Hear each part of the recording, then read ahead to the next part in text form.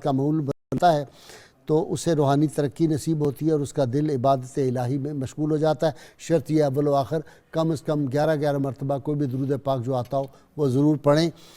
سیدنا غوث الاعظم عبد القادر جیلانی رحمہ اللہ فرماتے ہیں، پہلے تو دنیا کو چھوڑ پھر آخرت کو طلب کر، پھر آخرت کو چھوڑ اور اللہ تعالیٰ کے قرب کو طلب کر۔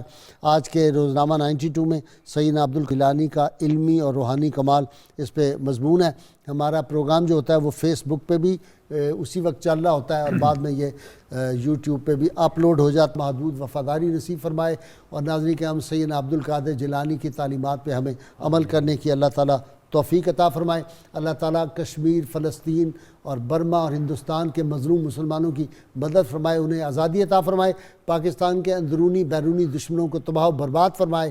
اللہ تعالیٰ پاکستان کو دیندار، نیک، دیانتدار، غیرت مند حکمران عطا فرمائے۔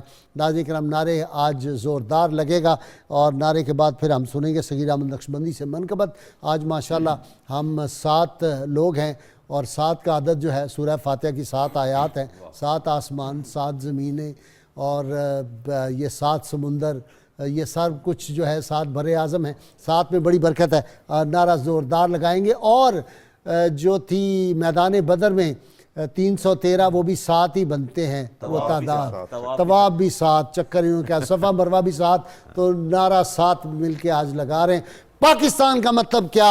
لا الہ الا اللہ محمد الرسول اللہ صلی اللہ علیہ وآلہ وسلم۔ جی صغیر۔